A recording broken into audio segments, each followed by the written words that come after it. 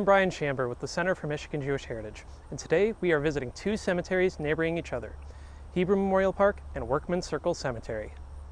Our story starts at Hebrew Memorial Park, which was originally founded over 100 years ago as the Hebrew Free Burial Association. Since its inception, the goal of the association has been to ensure that every Jewish individual, regardless of financial background, is able to secure a proper Jewish burial. Due to high costs of buying a burial plot and paying for funeral expenses, there are many families that struggled to adequately pay for a traditional Jewish burial.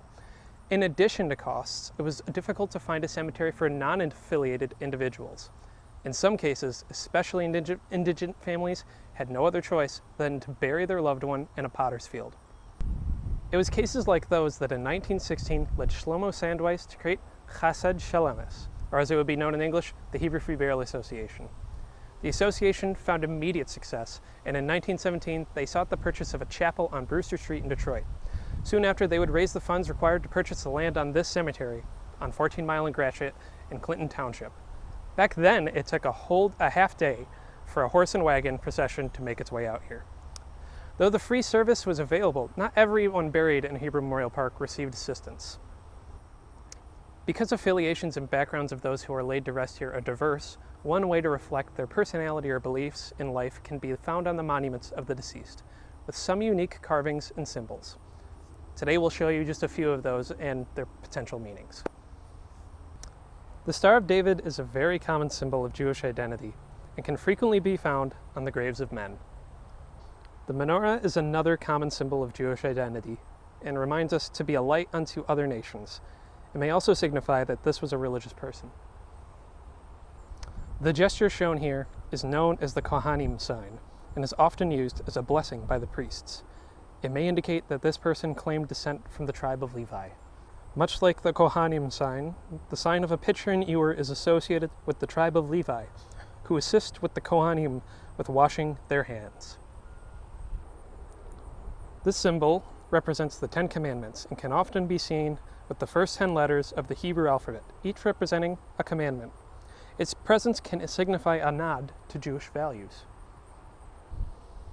This flame represents the Ner Tamid, which would have hung in the temple in Jerusalem, reminding us of the eternal presence of God. The Tree of Life emphasizes the path towards God and reminds us of the creation story. However, a tree cut short can indicate a life cut short. The symbol of the Torah may represent learning and growth.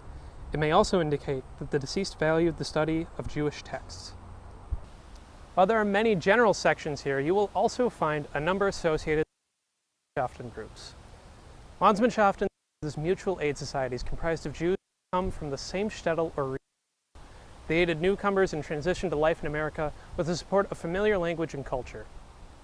Today, this cemetery is the final home to many Landsmannschaften who purchase sections for plots for their members. Among these are the Pinsker, Radomer, Ruziner, Zhytomyr, and Pskov. And there are more Landsmannschaften just next door in Workmen Circle Cemetery, and we'll head there next. We're over in Workmen Circle Cemetery, which has been managed by Hebrew Memorial Park since 2005. It was created by the local branches of the Workmen Circle, a non-sectarian organization that brought socialist working-class Jews together. Despite their more radical politics, the organization was somewhat similar to other Landsmannschaften. While not binding their members through a similar geographical area, they were bound by their political views and their cultural practices, the Yiddish language being one of the most important of those. Workmen Circle found a similar need for burial plots to Hebrew Free Burial and bought this plot of land in 1917 for their members. In addition, there are plots here for the many other Landsmannschaften, including these.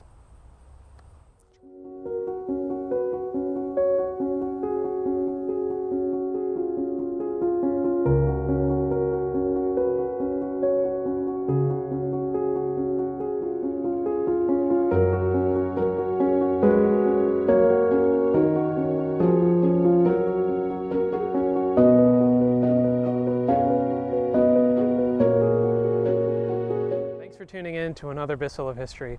We hope that you will join us again next week, and don't forget to like, comment, and subscribe, and see more videos like this one, and follow us on Facebook, Twitter, Instagram, and TikTok.